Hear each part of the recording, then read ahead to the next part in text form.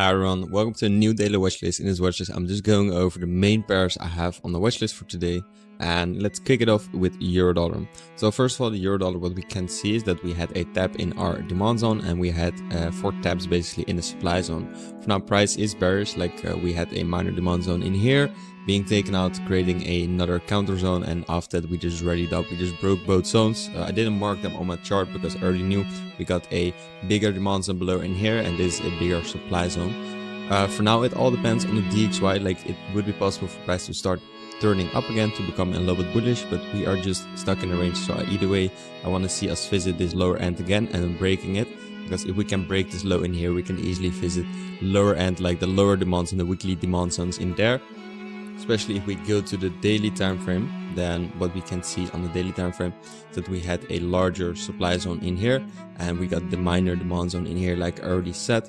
However, yeah, price is still on the daily, it is still in a bullish uptrend, but even on the daily we are just stuck in here, right? Like, we are basically playing ping pong right now. Like, we are having this supply zone, we have this demand zone in here, and we have a bigger demand zone below in here, a bigger weekly demand zone in here.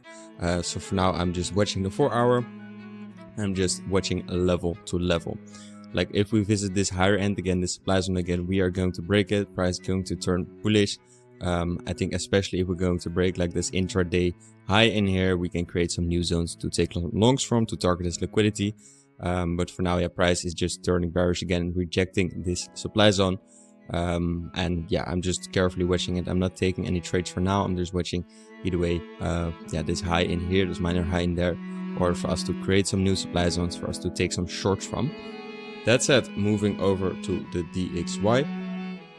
And regarding the DXY, it's bringing a little bit up. Like, it is also just stuck in a range, and I don't really like to trade ranges. I want to see either way a break to the upside or a break to the downside. For now, we still have this demand zone below in here. Currently, this demand zone lower in here is still in control. So I don't want to take any positions from here, but if price mark starts tanking, basically starts going down, we can easily take out liquidity in here. Like, we got these lows in here. This line in here is just liquidity, you know, so we can easily just go to this demand zone and maybe make like a bigger pullback from there. But yeah, either way, we're stuck in the range. I'm not gonna waste too much time on that. So going over to the AUDUSD, same thing, it is stuck in the range. We had this demand zone in here basically being taken out, and we touched the supply zone. So we got this one in here, was taken out by this wick. We had this higher supply zone in there that we already marked like last week, and for now it is still in control. However, since price came back to the supply zone, there are probably a fewer sell orders left, so that could mean that if price starts going up, so if the DXY starts tanking, that this one can easily just shoot up. For now, we don't really have a zone below here, so I'm watching like either way both scenarios. For now, I'm not going to take any shorts from this zone since I'm just neutral right now.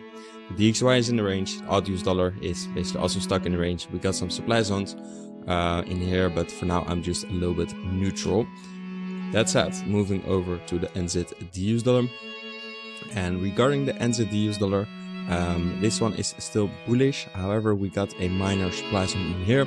Doesn't really tell us a lot, so I'm also not going to take any shorts from there. We got a supply zone in here currently being in control, and we got a lower demand zone in there. So between this range, there is a lot of possibility for shorts. So if we're going to break like this lower end in here, there is a lot of possibility to take a short and ride it in here to the downside. For now, also regarding longs, like we already tapped into this supply zone like twice now. The actual supply zone was this one, right? So we got this one. Price already tapped like 4 times in there. So for now, there's a lot of selling liquidity and buying liquidity. Like if you go to the 4 hour, we got some buying liquidity in here, right? Like we got these lows in here, and these can easily be taken out. So this one, so if price starts tanking down, we can easily visit this bigger daily demand zone in there. And as you can see, there's a lot of space for us to take some nice shorts from there. So for now, I'm also just a little bit neutral in the NZDUSD. Moving over to the GBPUSD. So regarding the GBPUSD, we saw a tap in this supply zone. So we had a tap in here, we broke this trend line. We had a tap in the supply zone. Currently, we are in this minor demand zone. However, price is just bearish right now on the GBPUSD. So yeah, this one still looks good to go down, but it all depends on the DXY. Now we go to the daily time frame. What we can see is that we have a supply zone in here, and this is the reason why price is currently tanking. So there are probably a lot of sell orders right now on the GBPUSD. Also, if you saw like the CFDC data, you can see there were a lot of shorts around these levels in here. So for now, the GBPUSD is still quite bearish. And if we start breaking down, we can easily visit like the lower levels in here.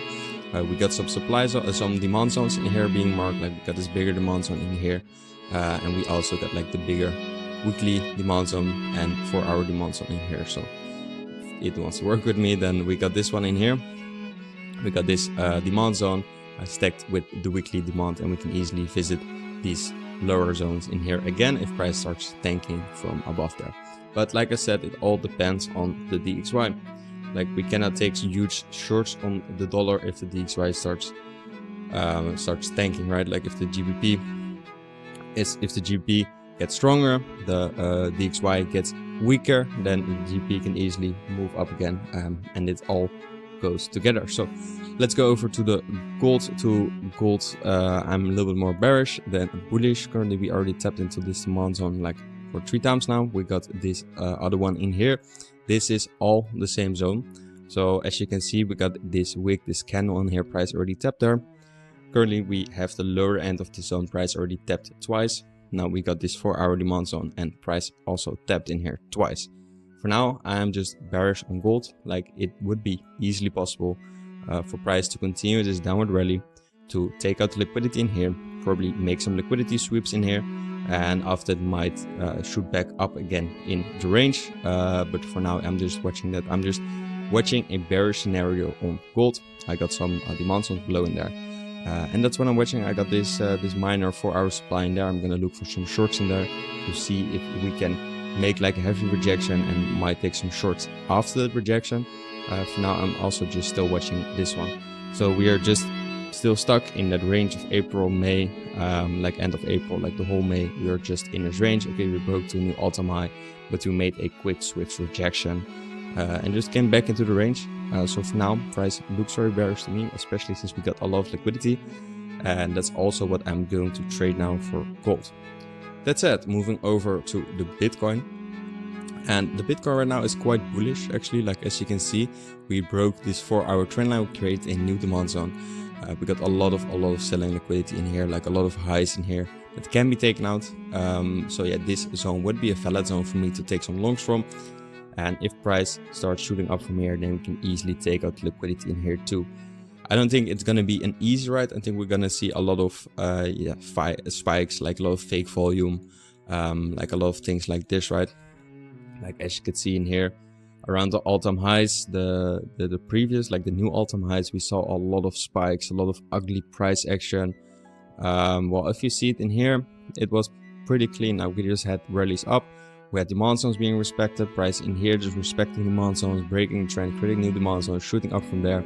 Then we came near the all-time high and you saw a lot of liquidity grabs, a lot of stop loss orders being taken out. So yeah, that's also what I'm expecting again if we're gonna break this.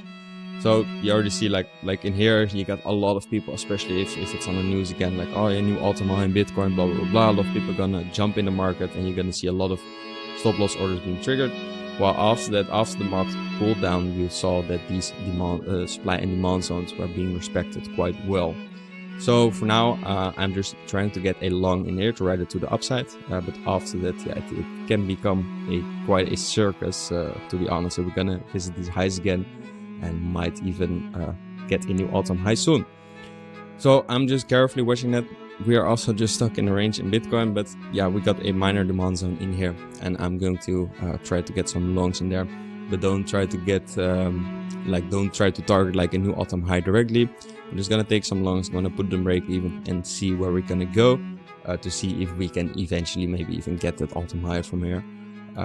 So yeah, I'm a little bit bullish, still a little bit neutral since we got some supply zones in here, and I don't think it will be quite as easy as most people think. But yeah, I'm still bullish on the Bitcoin for now since we're already in this huge rally.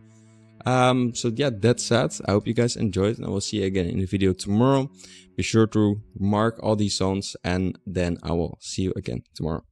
Ciao, ciao.